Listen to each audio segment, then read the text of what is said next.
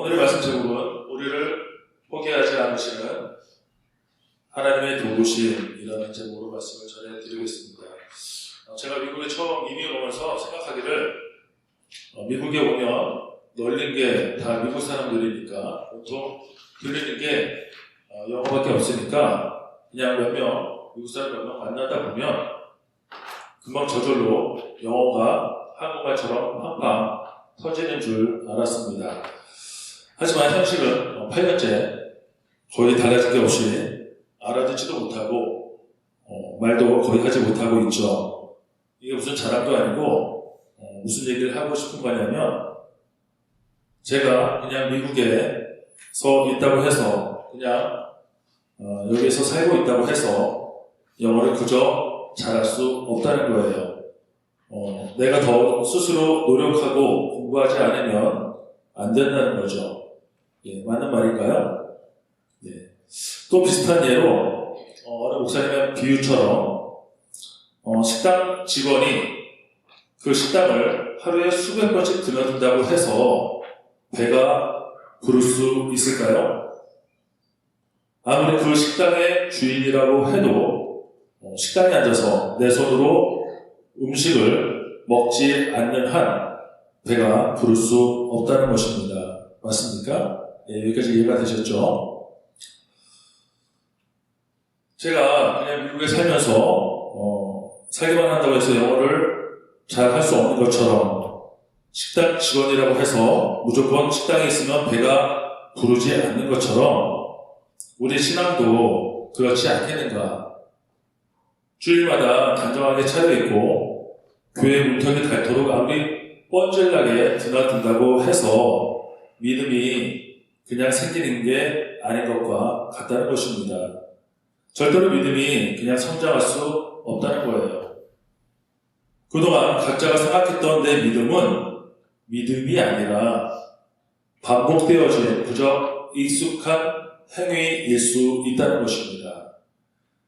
야곱이 밤새 천사와 씨름하면서 평생 장애인으로 살더라도 축복을 구하기까지 놓아주지 않았던 것처럼 그런 노력이 있지 않았다면 지금 우리가 아는 야곱이 아니었을지도 모른다는 것입니다.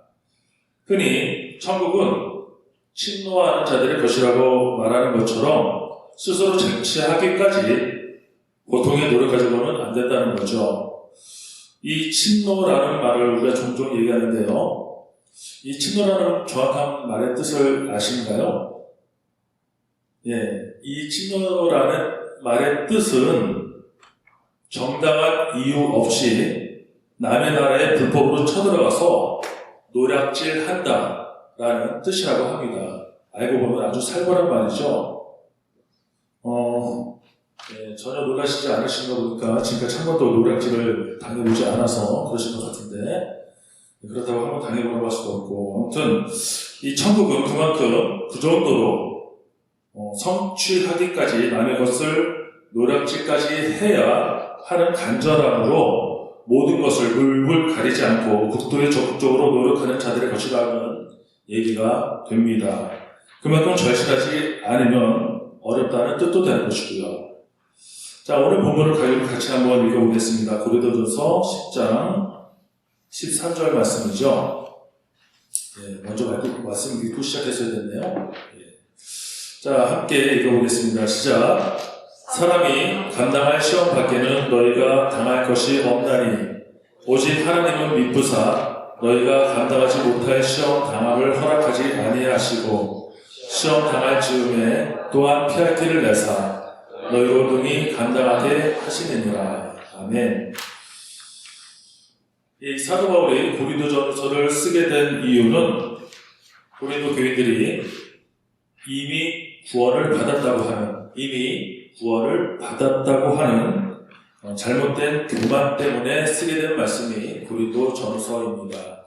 즉 그들에게 숱하게 주어지는 시험에도 나는 이미 구원을 받았기 때문에 걱정이 없다, 상관없다, 그런 교만으로 가득한 사람들에게 시험과 유혹으로부터 이겨낼 필요가 있었겠습니까? 그렇다면 왜 넘어지면 안 되고 왜 시험에 지면 안 되는 걸까? 여기서 넘어지고 지게 되면 쉽게 얘기해서 한마디로 지옥에 한 걸음 더 가까이 가게 되는 거잖아요. 우리가 지옥에 가게 되면 우리도 우리지만 하나님의 뜻과 정반대의 모습이 되기 때문에 절대로 안 된다는 것입니다. 자, 우리 나눠드린 유인물의 디모데전서 2장 4절을 우리 같이 읽어보겠습니다. 디모데전서 2장 4절입니다. 시작. 하나님은 모든 사람이 구원을 받으며 진리를 아는 데에 이르기를 원하시느니라. 아멘. 하나님께서 뭘 원하신다고요? 우리 모두가 하나님의 뜻, 진리를 바로 알아서 구원에 이르는, 즉 천국에 이르기를 그토록 원하신다는 것입니다. 그렇기 때문에 우리가 더욱더 천국에 가야 할 이유가 여기에 있다는 거죠. 이건 아주 결정적인 거예요. 즉 천국이냐 지옥이냐 라는 절대절명의 중요한 기로에 서 있는 거라서 사도 바울이 오늘 본문에서 이렇게 강조하게 된 것입니다. 또 오늘 본문은 많은 사람들이 좋아하는 구절이기도 합니다. 그 어느 누구도 좋아하지 않는 시험에 대해서 해결책을 알려주는 것처럼 보이기 때문이죠. 시험이 와도 걱정 말아라. 하나님이 다 알아서 해결해 주신다. 피할 길을 주신다. 라고 생각해서 사람들이 아주 기뻐하는 말씀입니다. 그런데 제가 이 말씀을 보면서 걱정되는 것이 자칫 사람들이 오해할 수도 있겠다. 또 그 오해로 전혀 엉뚱한 해석을 하고 있는 사람들도 있을 수 있겠다라는 걱정이 됩니다. 오늘 본문에서 주의할 점이 피할 길을 주신다는 거예요. 어려움이 닥쳤는데 피할 길을 주신다. 그런데 우리가 살다 보면 맞닥뜨리는 시험에 우리가 생각하는 그런 요리조리 피할 그럴 길이 있던가요? 어쩌다 그런 경우는 있을지 모르겠지만 현실은 대부분 그대로 다 얻어맞지 않습니까? 이 부분을 메시지 성경에서는 이렇게 얘기해요. 유인물에 있죠? 이것도 같이 한 목소리로 읽겠습니다. 시작. 여러분의 앞길에 닥치는 시험과 유혹은 다른 사람들이 직면해야 했던 시험과 다르지 않습니다. 다만 여러분이 기억해야 할 것은 하나님께서 여러분을 포기하지 않으시고 여러분이 한때 이상으로 내밀리지 않게 하시며 그 시험을 이기도록 언제나 곁에 계시며 도우신다는 사실입니다. 아멘. 이 성경에서는 오늘 본문에 있었던 피할 길이라는 말이 빠졌습니다. 그리고 말씀하기를 다른 모든 사람들도 다 겪었던 일이니까 모든 시험은 하나님의 도우심으로 우리가 이겨낼 수 있는 시험이니까 너도 이겨내야 된다고 말씀하세요. 이게 좀 더 맞는 말이 아닐까. 이 세상은 거저 쉽게 이기게 되지 않더라고요. 스스로 부단히 노력해야 한다는 거예요. 다만 그 노력하는 과정에서 절대적인 하나님의 도우심을 받을 수 있다는 것입니다. 누구의 도우심이요? 하나님. 따라서 한번 해볼까요? 우리를 포기하지 않으시는 하나님의 도우심. 오늘 제목이죠. 왜 길게 됐는지 아시게 될 겁니다. 다시 한번 따라하겠습니다. 우리를 포기하지 않으시는 하나님의 도우심. 바로 그 차이예요. 어떤 사람은 자기의 힘만을 믿고 헤쳐나가려는 사람들이 있어요. 세상에서는 그런 사람들을 보고 성실하다고, 능력 있다고, 자립심이 강하다고 칭찬할지도 몰라요. 하지만 그건 성경에서 비추어 볼 때 절대적으로 옳지 않습니다. 왜냐하면 그러다가 실패해서 넘어지든지 아니면 극복하더라도 결국 자기 의에 빠져서 하나님과 멀어지게 만들기 때문이죠. 스스로 이겨보겠다는 것은 결국 세상을 의지하게 되는 것이고 사람을 의지하게 되고 물질을 의지하고 권력을 의지하고 세상의 땅의 것만 바라보다 보면 결국 자기만 믿게 되는, 결국 하나님을 찾는 일이 없게 된다는 거잖아요. 하나님은 그게 답답하신 거예요. 하나님을 찾게 만들고 실컷 시험을 줘봤더니 하나님 됐고요. 하나님 필요 없어요. 이렇게 된 거잖아요. 하나님 찬스 버튼을 옆에 놔두고 엉뚱한 세상에 손을 내밀고 하나님은 안중에도 없는, 하나님의 입장에서는 어처구니 없는 일들이 벌어지고 있는 거예요. 우리를 달아보시겠다고 하나 던져주시면서 이걸 어떻게 해결하나 보시라는 거예요. 어떻게 해서든지 하나님과의 연결고리를 만들어서 그 안에서 해결하다 보면 해결이 되든지 아니든지 결국 하나님과의 관계가 더 깊어지게 되는데 하나님의 작전을 몰라보게 되는 거죠. 즉 하나님께서는 우리가 그 시험을 이기는 것은 둘째예요. 나를 바라보고 나를 찾는지 보시겠다는 거죠. 얘가 나를 하나님으로 생각하는 건지 아니면 말로만 찾는 가짜 믿음이었던 건지, 우리가 어려울 때 진가가 드러난다고 하지 않습니까? 말려들지 않으시기를 축원합니다. 그럼 다시 돌아가서 이 시험을 어떻게 이겨내야 할 것인가, 어떻게 극복해 낼 것인가.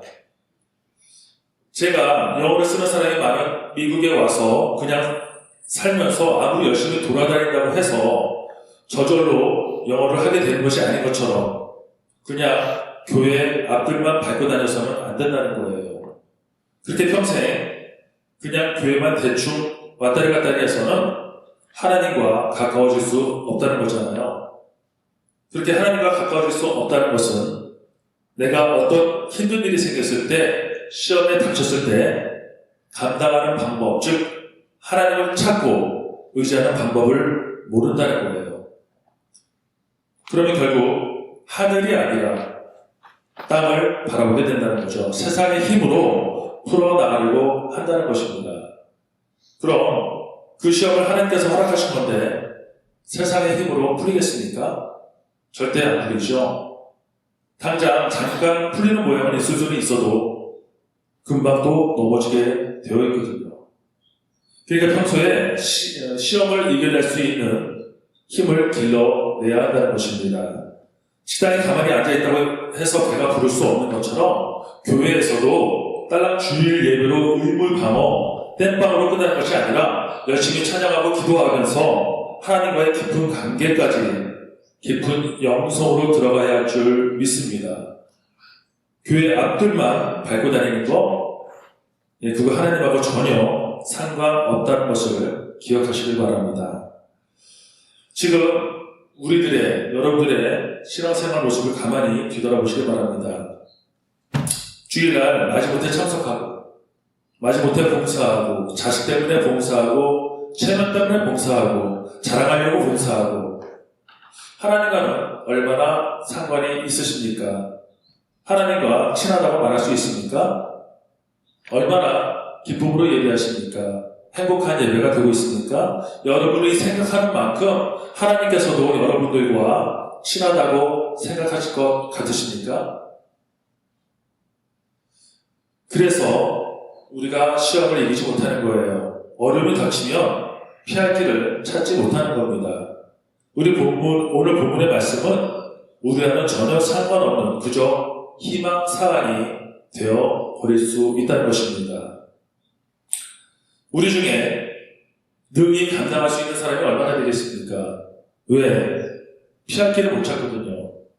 우리가 감당하지 못할 시험을 허락하지 않으셨다는데 왜 다들 넘으시잖아요. 시험에 넘으실 수 있을까요?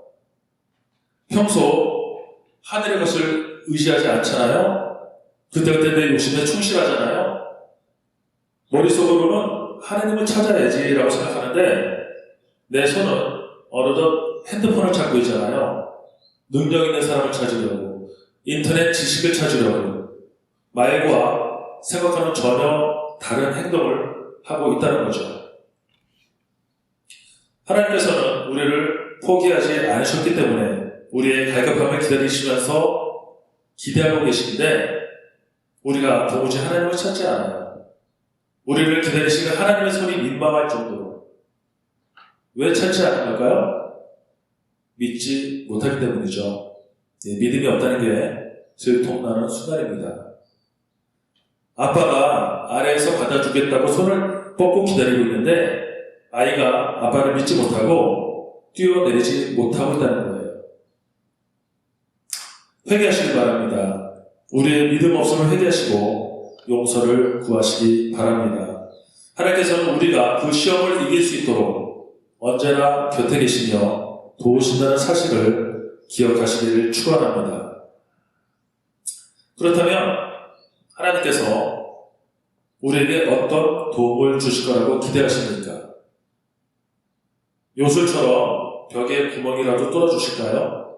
아니면 하늘에서 돈벼락이 쏟아질까요? 우리가 몸이 아픈데 벌떡 일어나서 뛰어다니게 하실까요? 오늘 본문에서 말씀하듯이 우리가 감당치 못할 시험을 주지 않는다고 하는 것은 그 일이 해결되는 것이 아니라 우리가 그 일을 이겨낼 수 있는 힘을 주신다는 것입니다. 즉, 우리가 바쁠 때 모든 사람들에게 주어진 24시간을 우리한테는 30시간을 주신다는 얘기가 아니라 우리가 24시간 내에 처리할 수 있는 능력을 주신다는 거예요. 즉, 환경은 바뀌지 않고 결국 내가 바뀐다는 뜻입니다. 처리할 수 있는 지혜를 주신다는 것입니다. 즉, 하나님께서 해결해 주시는 것이 아니라 우리가 감당할 수 있는 힘을 주신다는 것을 기억하시길 축원합니다. 여러분, 손자병법이라고 들어보셨습니까? 손자병법이라는 것은 그 책은 전쟁에서 이길 수 있는 방법의 최고의 교과서라고 할 수 있는데요. 이 책에서 말하는 최상의 방법이란 바로 싸우지 않고 이기는 거라고 해요. 싸우게 되면 아무리 승자라고 해도 피해가 갈 수밖에 없으니까 전쟁을 하지 않고 적을 굴복시키는 것이 이상적인 승리라고 얘기합니다. 그 다음 차선책으로 싸울 수밖에 없는 상황이라면 미리 유리한 상황을 만들어서 승리가 확정된 상황에서 싸우는 것이 다음으로 제일 좋은 방법이라고 합니다. 한마디로 이기는 싸움만 하라는 거예요. 이렇게만 된다면 정말 지혜로운 싸움이 되겠죠. 그런데 이게 성경에 이미 나와 있는 거 아십니까? 바로 주님께서 가르쳐 주신 주기도문 내용 속에 우리를 시험에 들게 하지 마옵시고 시험에 빠지지 않게 하시고 라는 말씀이 있습니다. 시험에 안 들면 싸울 필요가 없게 되는 거잖아요. 미리미리 시험에 들지 않도록 평소에 기도로 예방하면 시험에 들 일이 없으니까. 이것처럼 이상적인 승리가 어디 있겠습니까? 그리고 평소 이렇게 기도로 무장하는데 시험이 오더라도 유리한 싸움이 되지 않겠습니까? 준비된 싸움을 하는데 이기는 싸움이 되지 않겠냐라는 것입니다. 그러니까 평소에 주기도문 하나를 하더라도 그냥 생각 없이 중얼중얼 입으로만 하지 마시고 하나하나 진심을 다해서 기도하는 마음으로 애초부터 평소에 시험하고는 상관없는 삶으로 살아갈 수 있도록 주기도문 전체를 강구하면서 미리미리 준비하시기를 축원합니다. 말씀을 전해야겠습니다. 우리가 살아가면서 어떤 모양이든지 시험이 없을 수는 없을 거예요. 반대로 생각하면 우리가 살아있기 때문에 시험이 온다고 할 수 있는데요. 오늘 본문에서 하나 주의할 것은 우리가 감당할 시험밖에 없다는 것은 누구에게나 있는 시험이니까 즉 혹시라도 하나님을 원망하거나 불평하지 말아야 한다는 것입니다. 애기들도 감기가 한번 낫고 나면 더 영악해진다고 하지 않습니까? 우리가 나날이 성숙해지기를 원하시는 거예요. 나중에 정산하면 우리가 감사할 것밖에 없는 것인데 혹여라도 그런 엉뚱한 실수를 하지 않으시기를 축원합니다. 그리고 시험 당할 즈음에 피할 길을 준다는 것은 그 피할 길이 바로 나 하나님을 통해서 감당하게 하시듯이 하나님이 있음을 잊지 말라는 걸 말씀하시고 싶으신 거예요. 시험으로 어려움 중에 어딘가에 든든한 내 편이 있다는 사실을 깨우치게 된다면 그보다 힘나는 일이 어디 있겠습니까? 바로 그게 믿음인 것이죠. 결론은 우리에게 이런 사소한 일부터 시작해서 결국은 기쁨을 주시겠다고 하시는 하나님의 사랑인 거죠. 유인물에 있는 야고보서 5장 13절을 우리 다시 읽어보겠습니다. 야고보서 5장 13절입니다. 시작.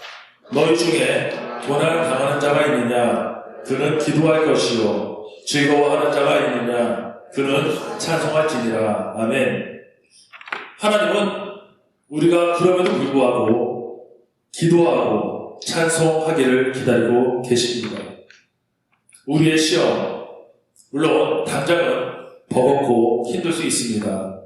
하지만 그 시험마저도 그런 상황 속에서도 다시 한번 하나님을 떠올리시고 하나님께로 되돌아갈 수 있는지 간곡히 기대하시는 하나님의 마음을 헤아릴 수 있는 우리가 되어야 할 줄 믿습니다. 왜냐하면 그것이 자녀된 우리의 본분이고 의무이기 때문입니다. 하나님의 그 깊으신 뜻을 읽을 수 있는 저와 여러분들 되시기를 축원합니다. 기도하겠습니다. 찬송과 영광을 받으시고 당신 영원하님, 주님의 그 미어지는 마음을 헤아리지 못한 저희들을 용서하여 주시옵소서. 그저 날마다 나의 행복만 생각하는 우리의 천없음을 용서하여 주시고 시간 우리를 포기하지 않으시는 여호와 하나님의 내민 손을 믿음으로 붙잡을 수 있는 저희 모두가 되게 하여 주시옵소서. 나에게 가시가 있는 것이 나에게 유익이었음을 깨닫고 그리하여 하나님의 영광에 참여한 구원에 이르는 축복 안에 살게 하여 주시옵소서. 예수 그리스도 이름으로 기도합니다. 아멘.